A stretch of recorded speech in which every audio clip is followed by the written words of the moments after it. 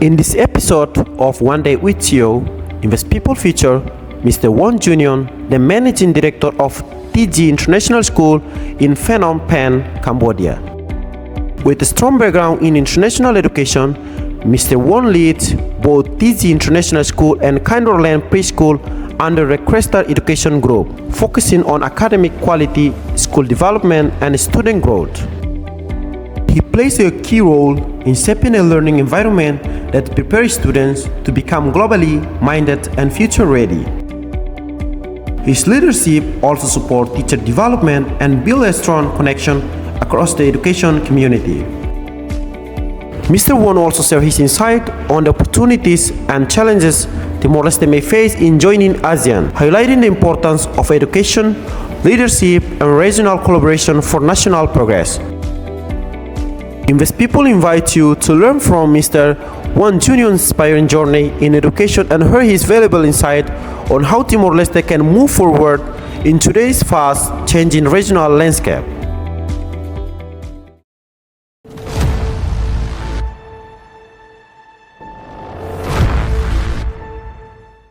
Thank you so much. No problem, my pleasure. And accepting this challenge with Dr. Chris just send your name. I'm really thrilled to have you with us.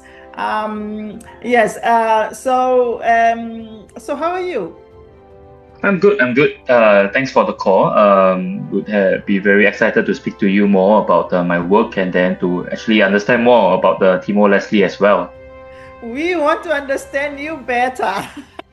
That's why these conversations around maybe that Timor-Leste will be member of the ASEAN in October. So you hope that with this interview you can help us in terms of clarify those things. Sometimes it's like quite big question mark for us, although we've been I think since 2001 or 2 trying to get into ASEAN, and then all the conditions need to be satisfied, but finally I think almost more than 20 years have this conversation bilateral and multilateral with all the relevant part in a way, and then of course Timor-Leste has been prepared to that, but it's still as a society, as a public sector, big question mark. Maybe this corridor dialogues conversation is out from our side. We don't know still what to do with that.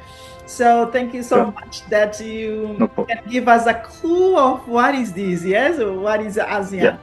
Yeah. So instead of me going through all the questions, I would like to first, of course, introduce yourself, a bit of your business, what you are in, your experience in the ASEAN, or that you are an ASEAN fellow. What is the role? I think it's many questions. Let's do some first introduction, and then please talk a bit of your journey in terms of a business man, and then of course we're going through the ASEAN questions and so on. Sure. Feel free. Good morning. My name is Wang Junyong. It's a Chinese name, so I'm a Singaporean, and you can just call me JY. It will be easier for you to pronounce. So I'm a Singaporean in Singapore, and currently I'm working on my school, a project in Phnom Penh, Cambodia. So it's very interesting. A lot of people find that how a Singaporean ended up working in Cambodia, and I think that kind of cross ASEAN relationship or partnership is what we want here. Singapore, is a very small country, and that's why I think the local enterprises in Singapore and as well as the entrepreneurs are also looking beyond outside of Singapore for opportunity. So long story short, I'm in education sector, and once I completed my education and my national service in Singapore, 2 years compulsory of military training in Singapore, I went on to start my own music school in Singapore, and I have been running drumming programs in the Singapore preschools, international school and the local government school for a good 4 to 5 years. And in 2017, I had the opportunity to bring my drumming program to Cambodia, Phnom Penh, particular the city capital city of Cambodia. And when I was there in 2017, I realized that the market there it's not ready for enrichment program. A lot of the parents they are still looking more towards the academic driven programs like mathematics, language, English, Chinese, and etc. So the original idea of running the music program in Cambodia does not take off. But instead, I find myself investing in a small international school in Phnom Penh. It was a preschool and to a primary school and about 100 students odd. And I was partnering with the local Cambodian businessmen on running the school. And what we have been doing there is to bring in the Singapore curriculum, Singapore learning material in Cambodia for the middle to high income Cambodian students. And that was in 2017, is that correct? 17, correct. 2017, and then I officially invested in the school in 2018. Okay. Yeah, so that's the history. And I was there in and out of the country, and it was doing great. But because Cambodia is a growing economy, in terms if you look at the ASEAN, although they have not achieved the high income status, it's still relatively aiming to a middle income development country. But due to a lot of the investment from China and other countries, the whole country is developing very fast, and that's why I saw an opportunity there. In fact, Cambodia is a very new, or not say new, less common country for Singaporeans to invest to. Most of the Singaporeans, they are looking at developing countries like Indonesia or Vietnam. And it's very rare for people to go into Cambodia. But for myself, I do saw a opportunity. Number one, there are lesser competition there. And that's why there's a lot of opportunity for us to go. And that's why I was in Cambodia, and COVID came, right? And it was a disrupting moment for everybody, even in Cambodia, where I used to we run the school, and we are not able to run for the good few months, on and off, and the business was actually hit it quite badly. So I had no choice, but I had to return back to Singapore and look for investor to continue to run the businesses in Cambodia. And I was very fortunate to meet a Singapore education group that actually invested in the school. So now we are running a full-fledged campus in Cambodia, Phnom Penh. So running from 18 months preschool program all the way to 18 years old Cambridge A-levels program.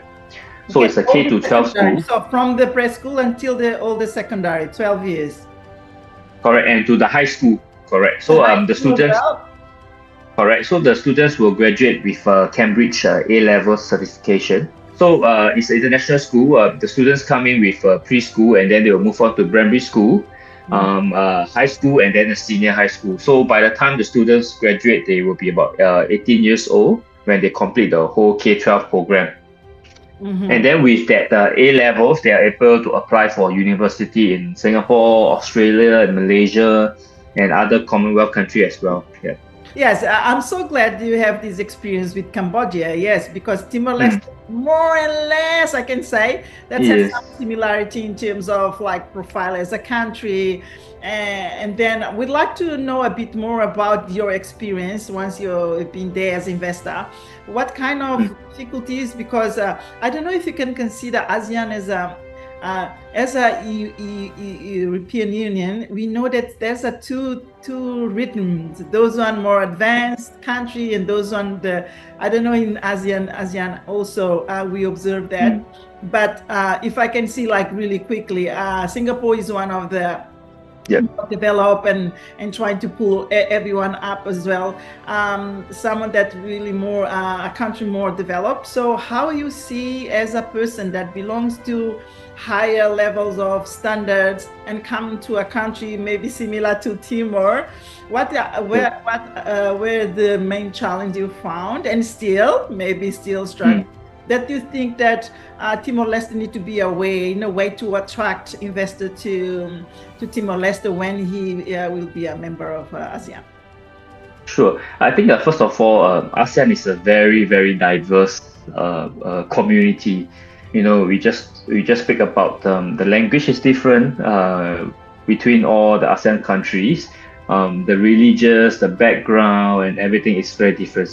So although we are in ASEAN, for example, like you rightfully said, when I moved to Cambodia, it was a culture shock for me. Coming from a place in Singapore, it's I think since young, everything is there's a standard operating procedure (SOP) in place with everything we do in school. And when we are in Cambodia, the biggest challenge that I had was to be a bridge between my investor in Singapore as well as operating in Cambodia. Because if I'm going to use the rules and regulation or how business works in Singapore into Cambodia, nothing will move. Right, and then again for the Cambodians, my colleagues in Cambodian, they will find it too stressful to work for a Singaporean boss because the standard is very different. So even up to now, it's frequently for me to find the right balance to move things forward. So this is the one of the thing, and the second thing, if you talk about how to attract the investors coming to Cambodia and Timor-Leste, I think is to be very clear with the investment rules and regulation. In terms of setting up the companies and the legal aspect. So if for Cambodia, when I was first there, if you have to open a company, you really have to do the paperwork submission, with your fingerprint thumb on the documents and the passport photo attached to all the documents for submission. But I think after COVID, Cambodia has adopted digitalization in terms of the process. So foreigners, business owners can actually register business online. And so this really helped in foreign investors coming into a country to feel safe or to at least understand what is the law about, what is the articles or incorporation act all about. So I think this is something is to make the investor feel safe coming in. So I think this is something that Timor-Leste can work towards on, to have a clear structure way, to let the investor or the businessman to know that if I'm going to set up a company there, what is the expectation cost, what are the duration, what are the things that I have to be careful on.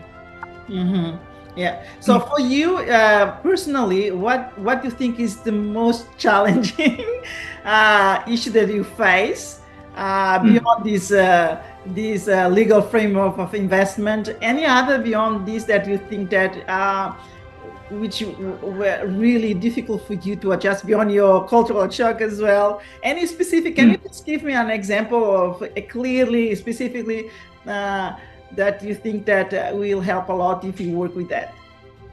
Yeah. So I think first of all, in terms of the culturally, since when I was young, I always backpack around the ASEAN countries. So moving to Cambodia is really not a problem for me. I adapt easily. But if you really have to ask me about the challenges, I just give you an example. It's going to fall back to the legal aspect. When I was in Cambodia and we are renting a building to operate our school, and the Cambodian landlord gave us a lease agreement, and then it was just 5 pages. Right, but when I bring it back to Singapore, I have to, if I use the Singapore rule, and my colleagues in Singapore would ask me to increase the lease agreement to at least 20 pages. I can imagine. Yeah, so to Cambodians, it's frustration. Yeah, to the Cambodian partners, to the landlord, they are saying that why are you using so many rules to govern the relationship and all this stuff? And I have to go back to Singapore and try to negotiate to them to see if we can cut down and find the right balance. So this is a practical example, how to navigate in these countries. Yeah. Particularly Timor is similar. Sometimes they just give you one paper or sign off for something that you can have because building a school will take 30 years, 50 years is something that will can. Yes. So how are you going to ensure that in one paper or two, because the reality is so complex? I can imagine Timor is like that as well. Thank you so much. Yes. So it's so clear example is one of the biggest issue for us is also the land, the property. Yes, thank you so much. So going back to to you as a person, as a business person, why did you choose Cambodia to go? Is something that is related to your business, or something that just appears as opportunity? So, and then if you consider as well, since you have already an experience, more than 5 years in experience, although you're facing COVID, all those things so difficult, you're considered as well something that to invest in Timor as a possibility. You've been in Timor already. Yes, this is my question. So how you? Sure. Yeah. So I think there's a few parts to answering this question. Number one is perhaps why do I choose the education industry to start off first. I wasn't a very academic inclined student back in Singapore. In fact, my education journey in Singapore was a very long one. I went through the vocational and skills development route in Singapore, and eventually, getting my bachelor degree, part-time studies, a night class within 6 years. Because of that, I think I had a greater appreciation of education and understand how education impacts people's life. And that's why when I was in Singapore, my music school in Singapore was actually very value-based. That means character building. We don't focus much on the academic side, but how can we develop students to his maximum potential? An opportunity came for Cambodia, and really it was because I find that Cambodia is not the favorite place for most of the Singaporeans businesses, and because of that, I see there is a potential for me to do more there. If I only have, say, 30,000 USD for a startup investment, I can do a lot more in Cambodia than in Singapore. Secondly, I can never build a school in Singapore because the school structure is so well known there. But I can do it in Cambodia. So it's really the opportunity of how much I can do a lot more in Cambodia and makes me move there. That's first point. Second point is actually Cambodia. 60% of the population are below the age of 35 years old, and it's a very young population. And beside the economic, industry driven, education is actually a very big part of helping the country to move upwards.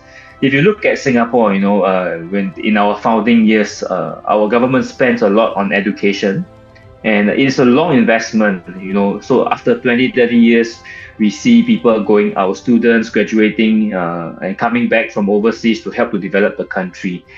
So this is what attracts me to Cambodia and why I'm in the education sector. Oh yes, education is really critical as well in Timor, as you know, as a country building up. It in fact demands for more quality of a system of education to Timor-Leste. So thank you so much for this part of the interview. So I think you went to Cambodia to invest. You think because you belong to ASEAN, all the things is facilitated? It's like for you as an investor. If you are anyone that's not belong to ASEAN, will be more difficult. What's your opinion about that? Definitely. I think number one, we just look at the visa entry. If you're part of ASEAN, we do not need any visa traveling in the country. So this makes movement a lot easier, and doing business a lot easier. And the second thing, Cambodia is just about less than 2 hours flight from Singapore. So this makes traveling, working, and deployment of manpower is easier between the country. And second thing is actually more on the infrastructure. When I was in Cambodia, when I was in my younger days, when I go for backpacking in Cambodia, that was like 15 years ago. When I had to travel in Cambodia, it's a headache because I can't speak the language. I need to talk to the driver, and then sometimes the driver will actually mark up the fee and etc. But lately, we have apps like Grab. It's a Singapore startup, which is a ride-hailing app, which is available in all the countries. So with that app, you can transport easily, within the country. So that really helps and attract a lot of investment. Second thing is also on the financial infrastructure. A lot of banks have a regional presence. We talk about like DBS Bank from Singapore, or the Malaysia Maybank, which they do have a branch in every part of the ASEAN country. So this makes the financial transaction easier to manage. Okay, this is 15 years ago. Your experience as a young, He's a young backpacker in Cambodia. Exploring the areas, and now with the businessman. You think like, because we are Cambodia is it's a founder or not? Not at that time, or just like of the ASEAN. Yes. Oh no, they joined later, I think. Like, of course, just to compare. Because you saw this progress in terms of many things before, as a young person exploring a new area, backpacking. Another thing is like as an investor, you saw this in 15 years. You saw already a progress. I don't know if being part of ASEAN has helped them to progress as well in terms of because ASEAN is already almost 60 years. Yes. So I would like to know a bit more about this. Working in the same member, is the law is one of the critical areas that he already pointed out. But from my what I would like to emphasize is that ASEAN, in fact, beyond the visa, beyond the things that facilitates any other area critical that will be more difficult. As me, not ASEAN member, going in, what is the main obstacles, barriers to get into the ASEAN market? What is the big difference? Can you be more specific so people say, maybe I just go there as a normal person, I can invest? So beyond the visa, which one you think is like being part of the member that will facilitate the investor from Timor to go there, or you come to our country or whatever? What do you think is the main benefits in terms of being a member of ASEAN? So I think number one, ASEAN has already created its branding internationally. If I'm not wrong, by 2030, ASEAN will be the fourth largest economic as a bloc in the region. So that really helped a lot. And in terms of negotiation with other continents or other countries, we can do it as a bloc, and leveraging on one another. Experiences and industry, and you look at the 10 plus 1 we still want to say country, and each country has their own strength and industry to focus on, and this help us to negotiate better when we go to the international stage. So definitely I think there's a big benefit for Timor to be joining in ASEAN as well, because that will have the international exposure and to encourage people coming in. Second part is actually more about collaborating. I think in this world, in the business, it's really about working together and collaborating one another. So, an investor from other parts of the world may heard of Timor-Leste through Singapore, for example. And when they first come to Singapore, and they can use Singapore as a hub to do a lot more investment in the regional country. And because Singapore is well known for its rules and its structure, that can help feel more. That will help the investor to feel more comfortable to invest in this region. So if you ask me, it's really about the branding, about the ability to negotiate and to do business as a block together. This is in a macro level, all right? That you are saying is a macro level, that as a block, we are more being part of ASEAN will be gonna have more power in the negotiation, all those things. But in terms of like individual investor, investor going in to one of the members country, being part of, what is the biggest difference between being part as a member, being an investor in this country, and not member, being investor going to ASEAN? What is the biggest difference? Sure. Number one, as I mentioned on the visa and all this stuff, that is a very legal perspective. And second thing I think is on the relationship building. So for example, when I'm in Cambodia, people heard that I'm from Singapore, and they will be more willing to do business with you compared to someone from another country, for example, because they feel safe and they know that we are part of ASEAN together and things can be working together collaboratively. So I think these are the benefit that in future. So for example, if not of ASEAN, I would probably never wanting to go to Timor-Leste for investment. But because now ASEAN, Timor-Leste is part of the ASEAN, I would see this as a new potential market for me to venture in and to go in and to see what I can do in Timor-Leste as well. So I think I would not say that by joining ASEAN it creates a very big difference, but it opens up door.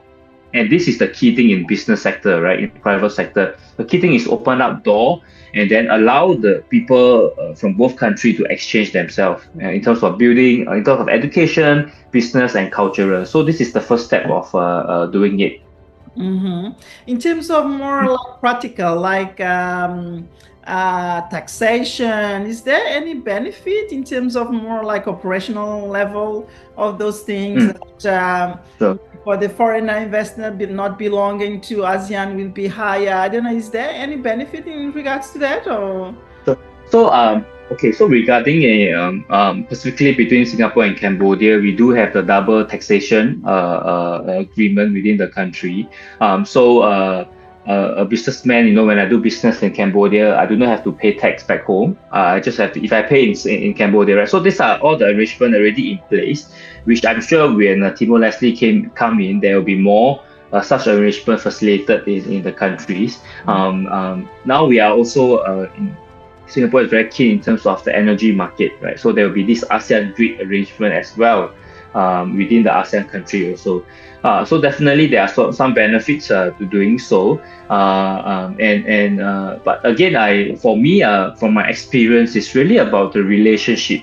You can have the best structure, right? You can have best agreement between the country, but if there is no door being open, there's no relationship built between the countries, then no matter how good a structure or the incentive are, there won't be any collaboration. Yeah. So for me, I will still fall back to the opportunity to work with other countries within ASEAN. Mm-hmm. In your business now in your school, you employ local or how many found? I don't know how many employees you have. How many is Cambodia? From Cambodia, yeah. If you have expats from other countries, particularly Singapore, how it works? How? Sure. So in my school we have about 50 over head count, 50 over staff, and half of them are local Cambodians. Another half are actually like a small ASEAN. We have a lot of teachers from Philippines, Malaysia, Singaporean as well. These are the top 3 countries that they are coming in. In terms of the student profile, we do have Malaysian, Chinese students as well, Vietnamese students as well in the school. So it's really, you see a lot of trade within the ASEAN. That means you have like Vietnamese working in Cambodia and they're looking for Singapore education because eventually they want to send their kids to Singapore. So I do have a lot of a cross collaboration between ASEAN, right, in the school in Cambodia. So what language you teach there? Is English or? English. Yeah, so we adopt the UK Cambridge curriculum. And in line with Singapore, everything is done in English. We do have another 2 supplementary subjects. Mainly, first one is Khmer, the Cambodian language. Second is actually Chinese language for the student as well. So again, I think if it's for Timor-Leste people when they want to come out to business, I think English is very important in the ASEAN context. And if you have to trade with other countries, I think the upcoming language would be Chinese, because there's a lot of investors from China and Taiwan. The third language is probably Bahasa, because this is also one of the most commonly used language within the ASEAN as well. Okay, so I can see that the ASEAN can facilitate the mobility of professionals and students. I think is one of the benefits that mean that because of no visa, no bureaucracy in terms of the visa, people can just move around country without highest difficulties in terms of if you not belong to the ASEAN. Thank you. I can see that. Correct. I can see that. Yeah, and also I just want to add also there is this ASEAN scholarship for the ASEAN students by the Singapore government. So this is another good excellent opportunity where Timor-Leste is part of ASEAN and the students will be able to access to such scholarship. In the ASEAN level, there's also ASEAN funding available for organization, NGOs, and youth to apply to do projects within the country. So there are really a lot of projects within the ASEAN to support the citizens within ASEAN. Okay, that's very good. So the ASEAN itself has scholarship, so people can help them in. It's also they have also like a kind of support investors or not, particularly those on coming in like Timor. Is any policy or any tools in terms of funding or something that can support for the new entrepreneurs coming into the market? Is there any other support like that? Yeah.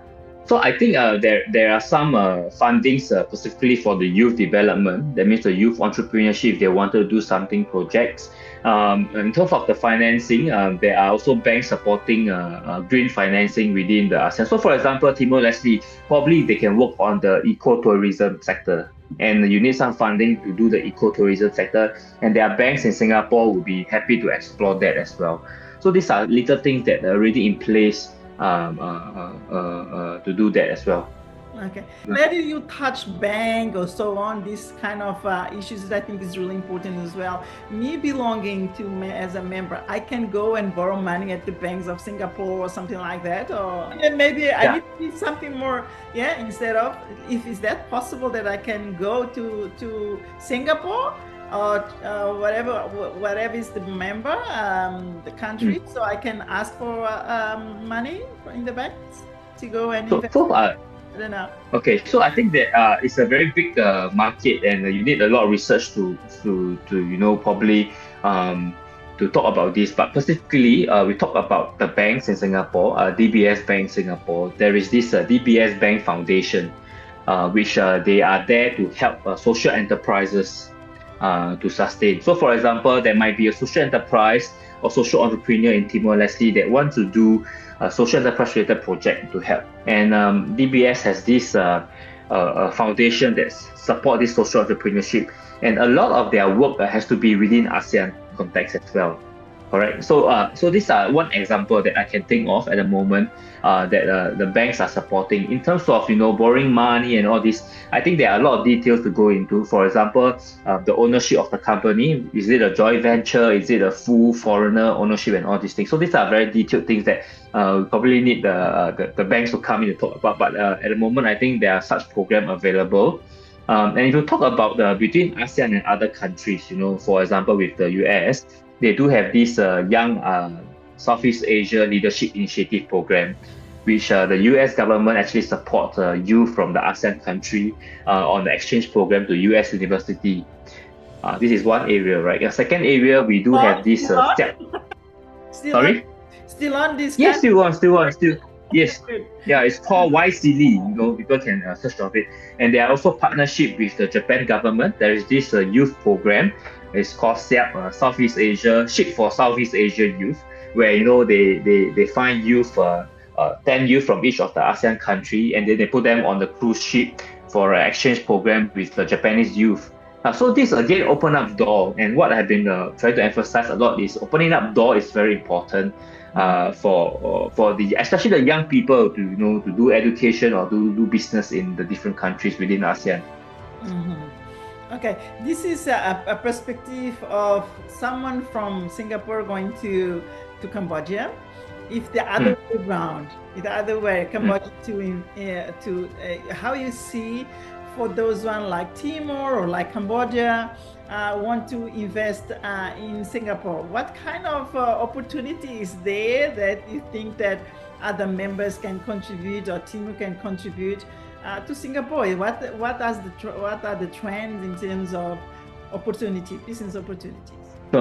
So I'm in the area of education and startup and the small businesses. So just let me give you an example. When I was in Cambodia, I do face a lot. I do have a lot of Cambodians, business friends. They're asking for export opportunity to Singapore. So, for example, Cambodia is very well known for its cashew nuts in Cambodia, and through Singapore, they're looking for more diverse source of exporting country too. So these are some of the areas that the Cambodia business or Timor business can try to bring their product out via Singapore to the rest of the country. This is one area as well.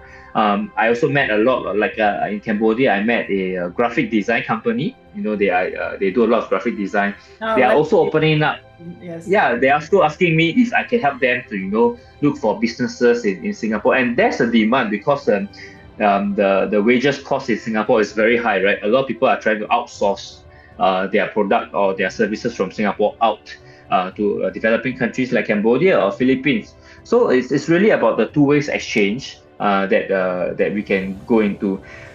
In Singapore, for example, almost 80%, 90% of our food are import from overseas, and definitely if in terms of agriculture development, there's something just very interesting. Last week I saw that Timor-Leste coffee is selling in Starbucks here in Singapore.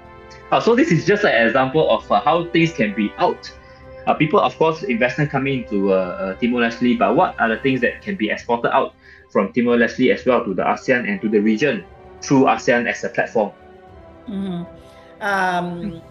Because we know that agriculture is something that we'll be interested, like products, agricultural produce, all those things is something that Singapore can possibly be interested. Is that correct? That's right. That's right. As well, because Dr. Chris is that fishery, So is fishery something that Singapore is interested to be interested? Is an opportunity for those who want to invest?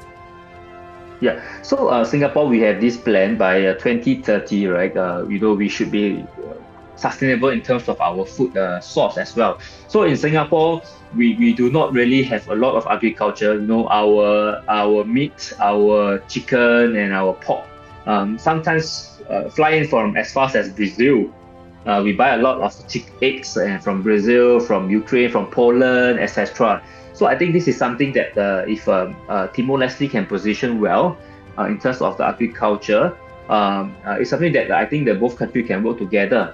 And also, there's also opportunity in terms of the energy sector. Singapore is also working with a lot of countries in terms of importing energy to Singapore, and I think these are very potential areas to work on. You're talking about oil and gas. Oil, for example, Singapore and Cambodia, they signed an agreement for renewable energy. For example, solar power and all this also can be transmitted through Singapore or sell to Singapore in that sense. Going back to my questions, let's now focus in how Timor-Leste can prepare to ASEAN. So my question is, because you're also an ASEAN fellow, of course, you know all the difficulties around all the members and challenge and benefits. As in your experience as an ASEAN fellow, of course, not only in Cambodia, maybe it's other parts of the members. What do you think is the main benefits being part of the ASEAN, and then what is the main challenge in terms of those one, particularly Timor coming in, how he needs to be prepared for ASEAN and then play fairly and then have benefits with that? So I think the benefit to be part of the ASEAN, number one, is definitely the network that you have being part of the ASEAN Fellowship Program. So for now, if I want to go to another ASEAN country, I definitely have a friend there that I can rely on. And the challenges that I think for Timor-Leste is in terms of number one, the language. In terms of the English, this is definitely number one. The main working language is still within English. Number two is actually I would say the PR, right, for the country. How can we promote Timor-Leste stronger in terms of the ASEAN context? To be very honest, I still have friends, even my family members, they are still a bit worrying about Timor-Leste because the image of them, of Timor-Leste, is still recovering from the internal wars. There are peace keeper there in the country and all these things. So it will take time for Timor-Leste to pick up. Same for Cambodia as well. Even up to now, there are still people, worried about Cambodia being whether it is a safe country to move on, and etc.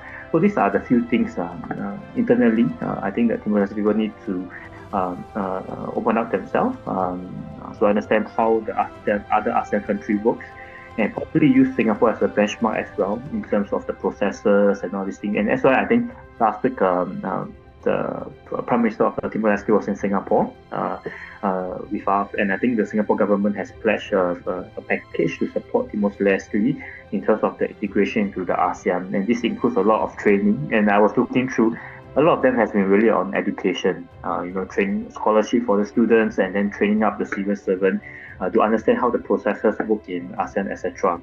And while we are taking a break, I went to read out a bit more. I think there's also this ASEAN Free Trade Agreement signed between all the ASEAN countries to encourage trading. No tariff, and on the easy taxes and everything within the ASEAN country. So these things really help and to prepare. Last thing I would say is actually on the digitalization of the country as well. One of the initiatives that ASEAN is moving forward in terms is the digital payment integrity within the country. So now it's still quite challenging. We are for Cambodia, I can make payment in Vietnam using a QR code, but in Singapore, I'm still not able to do so. So I think that's the future. With the same, the bank account, I will be able to make payment easily within the ASEAN country. So these are the few things that I think some of the benefits and some of the challenges. So you think like Timor-Leste need to look at just to really quick summarize, is the PR, public relation, and promoting Timor-Leste image and credibility that this is a safe place to invest. Yes. For the investors. The other one will be the technology, the digitalization, and to facilitate all the investment bureaucracy, whatever, the more facilitated in terms of banking also as well. Is yes. That correct? And the first one that you told is legal. Yes, is the legal framework need to be really more attractive in terms of taxation. Is that correct? Yes, correct. And I mean, if I have to Google now, if I want to set up a business in Timor-Leste, I think there is relatively less information about how I can do that as well. And who should I reach out to, which department, and all this stuff. And if there is any also trade association or clubs in Timor-Leste that can, encourage trading or visit. I think one additional benefit that being part of ASEAN is that in Singapore we have this Singapore Business Federation, where they frequently organize trips to bring Singaporean businesses to explore different parts of the country. And I think I'm looking forward for them to organize to Timor-Leste as well for any opportunity. So this again fall back to what I have been mentioned a few times. It's really about opening up doors and allow the people to facilitate the process and allow business people to make connection and integration within the countries. And how is it, what kind of, talking a bit more about investment environment, what is the trend there right now in terms of ASEAN, not Singapore? Singapore can be as well as part of ASEAN. So what is the climate in terms of investment? You think people are they will invest more, or is any particular area that you think that people will be interested in Timor, or Timor will be interested in some trend that's already in the ASEAN market? Yeah. So I think one of the areas Timor must be able to identify industry that they are good with. And what are the things they can afford? They can trade with the other countries. So, for example, tourism again, I think is one good area. Agriculture, yes, but it will take some time, right? Because you need to master the right way, and it's very prone to weather as well. It changes, and then it affects the crops and all these things as well. So these are the few things that we will have to look into it in terms of the area. Yeah. So tourism is a potential for Timor-Leste to sell Timor to ASEAN. Yes, that? Yes, correct. I think so. One thing is also the manpower. If we can go into certain industry, um, if we look at Cambodia, the main concern about Cambodia is when I was there is that they built housing before having the industry. So there's a lot of apartments building, a lot of housing there, and people come in and buy, but there's no value in that because there's no industry to drive the particular land development.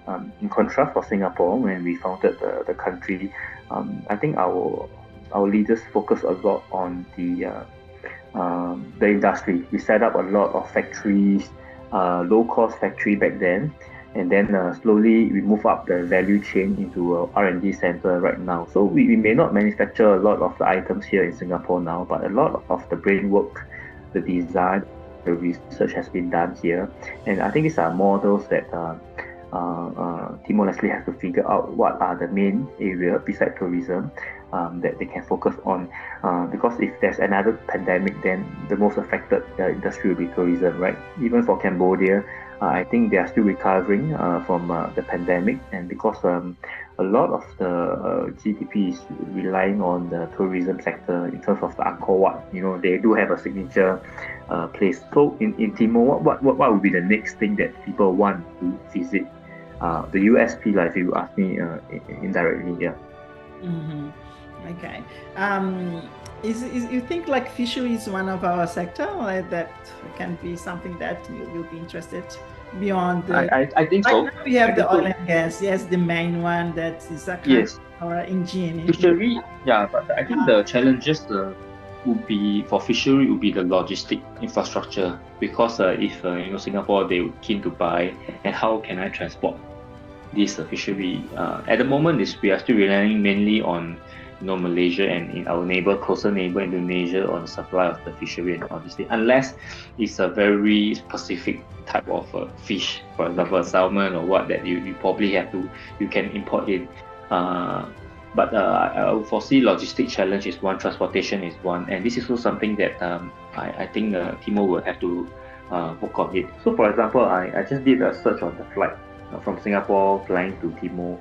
I think it costs quite a fair bit, about 700 to 800 Singapore dollars. Yes. Yeah, so you have to really bring down the traveling cost a bit lower in terms of how much for Cambodia? Cambodia is just I can get it easily about 250 Singapore dollars. Wow. So flying to Timor is about at least twice or three times higher. So that is one factor that we really have to look into it. Probably a more budget airline approach to this idea. Yeah, the connectivity between the countries is critical. Now it's mainly from Singapore and I think in Indonesia. In terms of all this stuff, yeah. Mm-hmm. Is there any advice to Timor-Leste or lessons learned from other countries that you think that you would like to point out as an example that maybe Timor-Leste can have as a reference in a way to be prepared to ASEAN as well? I think two things. Number one is again back to industry, right? Timor need to have a very strong industry to be the back support of the economic development in the country. That's number one. Number two is really education, investing in education. Can you repeat a bit, like you're talking about the investment concerns in terms of industry? Can you be specific in terms of industry before education? You were talking about industry. What kind of industry you are talking about? Can you just be more specific in that? So, in terms of what kind of industry, I think it's a work that the Timor-Leste probably will have to take some time to identify what is the right industry for the people there to hold on. From what I understand, number one is there's a lot of petroleum and all these things. Then perhaps the next thing is the processing of the petroleum, right? What are the raw materials and all this? I just put back an example with Cambodia again. We produce a lot in Cambodia. They produce a lot of cashew nut, but they do not have enough processing facilities to process the raw cashew nuts. And eventually, these cashew nuts are being sold to other countries like Vietnam or Thailand, where they do the processing.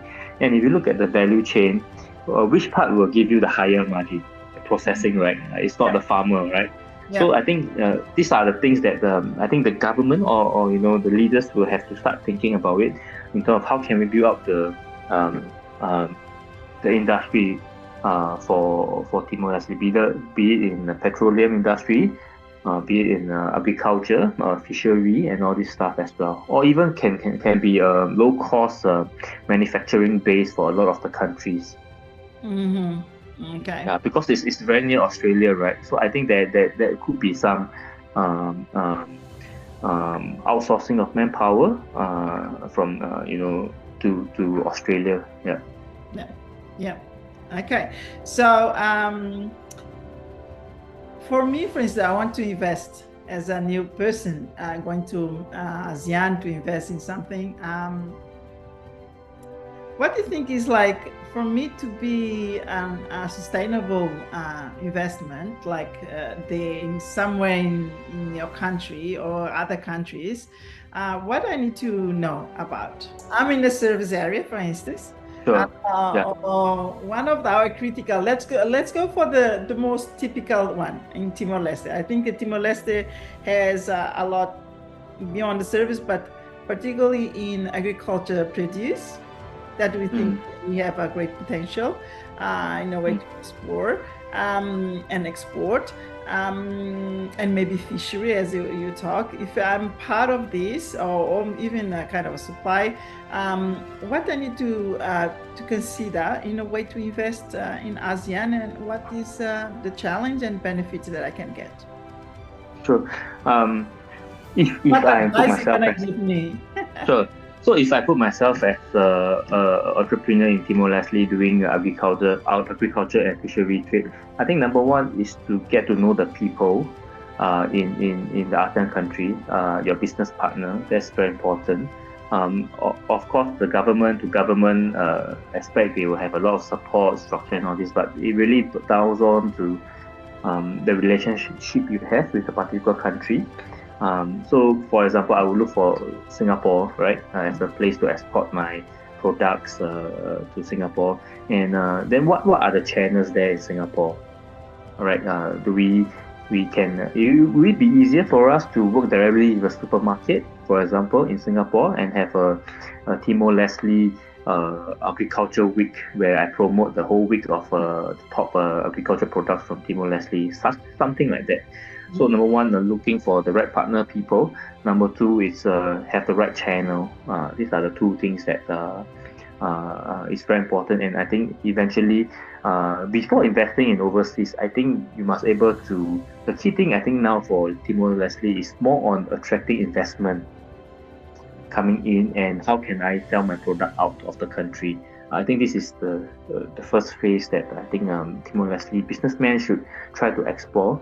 If they have a lot of natural resources that they can export out, that would be great as well. From your point of view, for instance, if I want to go to Singapore with my, for instance, vanilla, for instance, what do you think is the right channel to go to invest in Singapore? Is easy, or how I can go?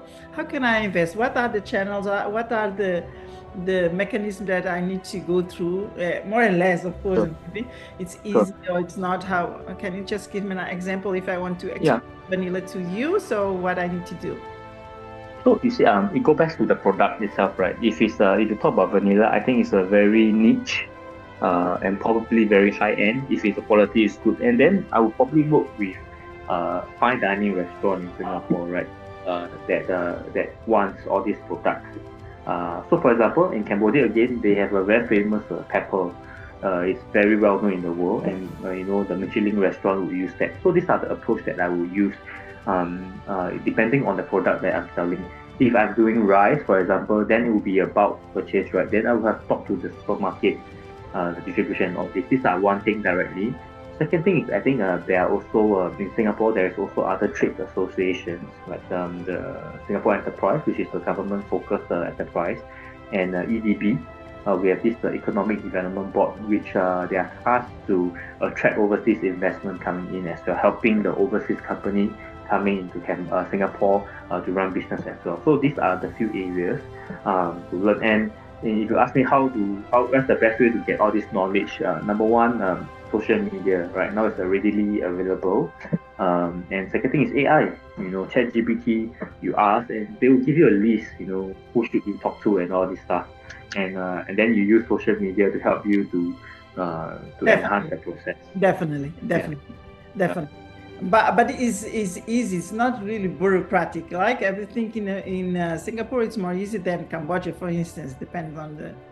But it depends. If you want to, if for foreigner to start a business or register a business in Singapore, the processes will be slightly longer, because there will be things that they have to clear and everything, etc. But it's just trading, buy and sell.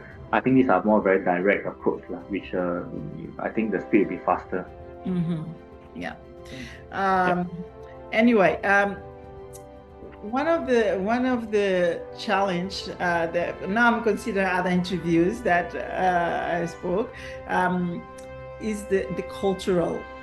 It's really something. Is really a real things to consider, real factors to consider. Yes, but I think it's something that can be easily overcome. Cultural aspect is actually really about understanding, and I have been running business in Singapore and Cambodia, especially working with the local context. It's really understanding how's their lifestyle, and therefore what is their work ethics and their how do they work well, right? So again, if I'm going to bring the whole chunk of Singapore SOP to Cambodia to ask my staff to follow, I don't think they will do it very well as well. So it's really about understanding, and it takes time. And for them as well to understand that what do you really want as a leader of the company from different country. Why is it so important for us to inculcate that kind of efficiency in our work? So these are very important, and it will be done when you move there. And I think lastly, it's also very important is to base yourself in that country for some time, and to really understand the culture, the day-to-day life of the people there, and this will help you to make better business decisions. What is your opinion right now for the investors? It's a kind of a message for investors as well. You, as a businessman, I know that you have this concern for social impact, something like that. And then you have investor. How you can balance these two? Yes, how are you gonna? I don't know. From your point of view, are investors willing to consider this social impact as well, or they are really money run? So how you could balance, because education is always a social impact, so you need to consider this part of the investment that sometimes take longer than for investors, what do you think is for the future of ASEAN? What kind of investors do you think that you're gonna face, and what advice you can give to the investors as well? Various type of investors. Some are purely looking just for capital investment. In terms of fund, they just want to recover. But I think moving forward, social impact-driven investing is something that is, I would think, benefit in terms of ASEAN, and particularly for Timor-Leste as well. And it's really, if we have to rank me, I think the business will have to make money first, and before making an impact. So you talk about in my industry, international school, right? We are running a school, we are earning money, yes, but we do have our commitment to our students and the parents in terms of the social level. But there are also other models, adopted by other people, where they run a school is purely just for making money. For example, maybe I buy a land and I decided to build a school and I run the school. But eventually, what the investors are looking at is not the number of students I have or the school fees I collected, but that particular piece of land, the value. So after 5 years, 10 years, that land went up, and I decided to close the school down and then just sell the land away. Right? So these are also, it's not a right or wrong, it's just a different approach. And I think for any entrepreneur, it's important for them to understand what is the appetite of the investor and what they are really looking at, and make sure that the value is aligned to one another. Okay. Well, to finalize this conversation, this interview, give me 3 words or 3 advice for the Timor-Leste private sector or Timor-Leste authority in a way to be prepared to ASEAN. Yeah, I think number 1 is to find your niche or your USP. Right, it's very important for the government level, for entrepreneur. What are your USP that you can trade with other people? What do Timor-Leste can offer to the ASEAN first, before thinking what I can get from them as well. Because to be honest, there's about 10 countries, it's also quite competitive. And among the ASEAN, there's also a lot of the developing economy, right? Like Cambodia, parts of Indonesia, and previously we had Myanmar as well coming in, all these things. So everybody is getting the pie. What can we do to do that? Number 2 advice I would say is to focus on education. Getting the basic education, your language up, so that you can communicate clearly to other people, and to sell, your country, your products, and all things. The third one, I think, is just do it. All right, just travel, go and take a look at other country, put yourself into that particular country, and spend some time to understand. Yes, so it's action, right? So you really, no matter how you plan everything, and the last thing is really action, and you learn the most when you put in your action. Okay. Yeah. Well, thank you. I think this is like, thank you for this interview. It has been really insightful for those things. You talking about your experience in Cambodia. And then I think can give us a really good picture of what is this coming to ASEAN. And then as a investor perspective, what has been the challenge? I think this interview can give some lights for those who want to explore coming to Timor, or Timor-Leste going to other parts of the ASEAN, and then what benefits they can gain and challenge that they can face. And I would like to thank you for your insightful words and information as well, that in a business perspective. And I would like to thank you very much for this interview. Thank you for having me, and I hope I have a chance to visit Timor-Leste soon. Okay. Yeah.